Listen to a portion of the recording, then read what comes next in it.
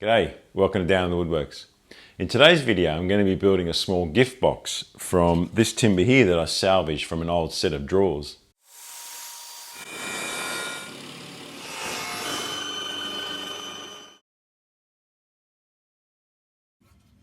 The good thing about reusing these boards is that they're already milled to dimensions that are pretty much near perfect for making this gift box. So there's no preparation work for me to do before cutting out the pieces. And Meranti is a timber that's not susceptible to bending or twisting, so these boards are all very flat and straight. The first part of the build was to cut out the side pieces to length with a 45-degree miter on each end.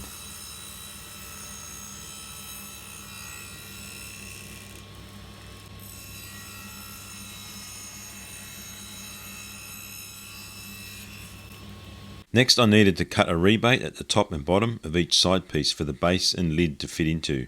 I started by making an initial cut at the width that I wanted the rebate to be, and then removed the rest of the material by making several passes over the blade, moving the fence a little each time. The width of the rebate was cut to the same thickness of the lid and base so they would sit flush with the sides.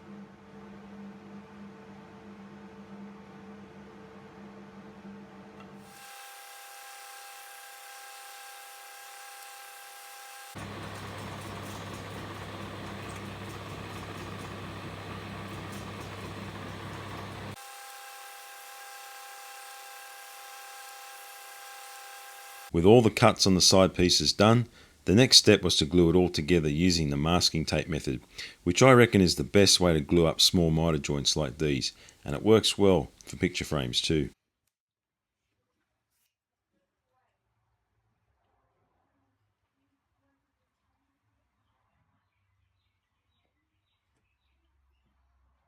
I added masking tape on the inside of the pieces at the edge of each glue joint to catch any squeeze out and hopefully eliminate the need for messy glue cleanup.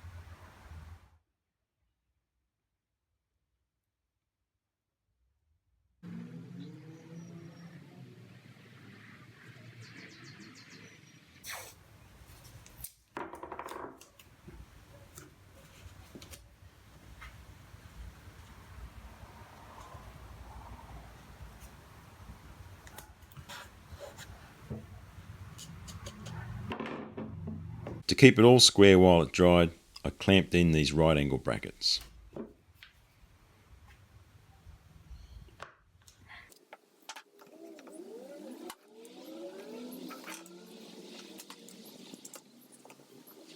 While the box was drying, I made a start on the lid. The boards weren't quite wide enough to cover the box in one piece, so I edge glued two boards together after flattening one edge on the jointer.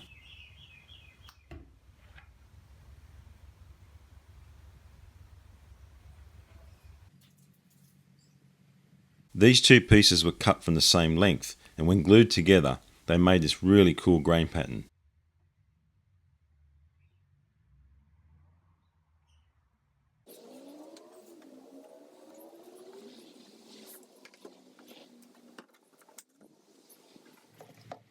I clamped a couple of cawls across the joint to keep everything flat while the lid dried. I did get a little ahead of myself for this project because I just took it for granted that it was an easy build and I thought I'd just jump in and get it done fairly quickly.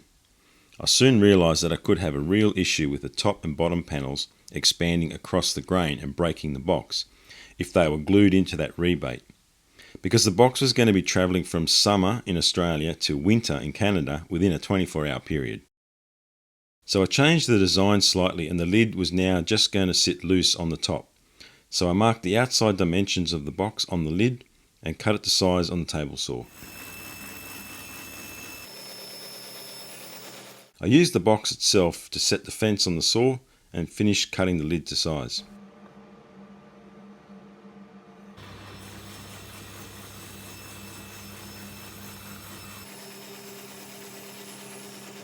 For the base I used a piece of masonite to avoid any expansion and contraction issues, and after all it was just the base which wasn't going to be seen.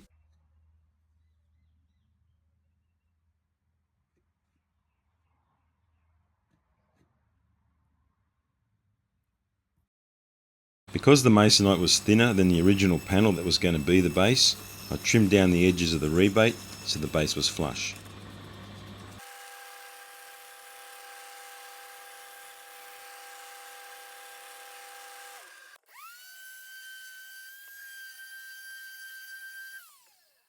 I then cut off the rebate on the top of the box as it was no longer being used.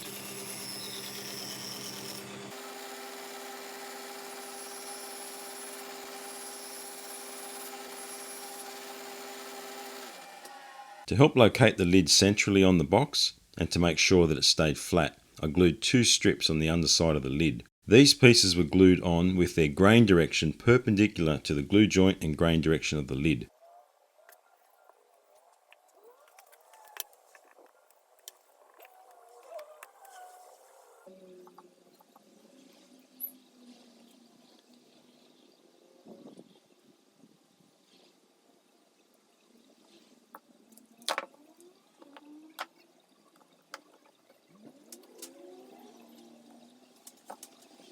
The length of the strips was the same as the internal dimension of the box, so too was the distance across the 2 pieces.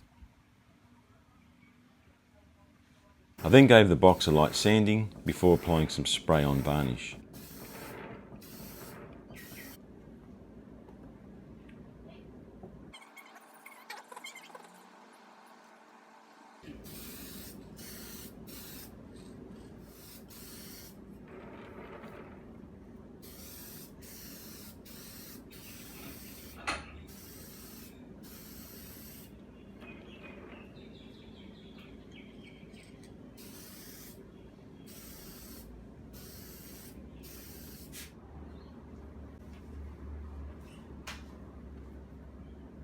After the finish had dried, I covered the inside base of the box with some black self-adhesive felt.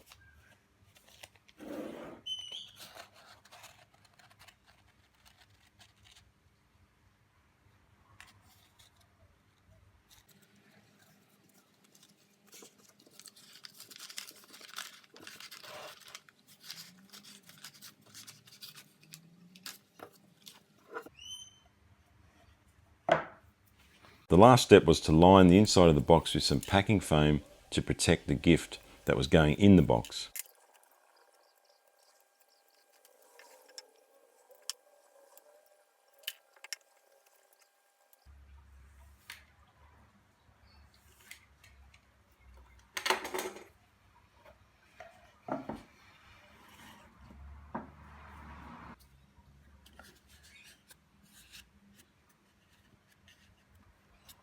The intention is that once the clock comes out of the box and gets put on display, the packing foam will just be thrown away and the box will be good to be used for something else.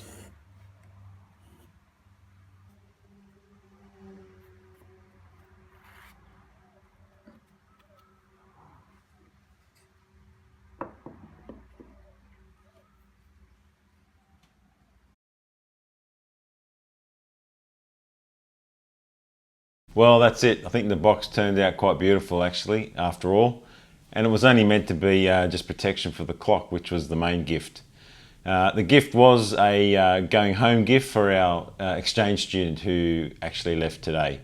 Matter of fact, the clock and the gift box are in the air right now on their way home to Canada. Yeah, so Keely, have a safe flight and you can watch this video when you get home.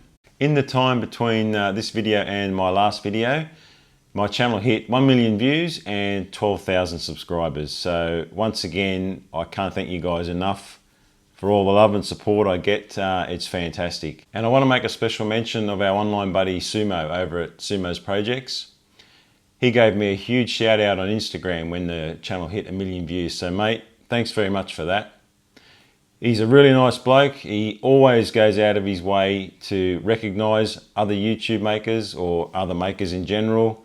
Always got a good thing to say about everyone. He's very supportive and we should do the same for him. So I'll leave a link in the description below. You go and check out his channel. If it's your first time to the channel, a huge welcome. And if not, as always, a huge thank you for watching along. If you haven't done so already, please consider subscribing to the channel. That way you don't miss out on any future videos.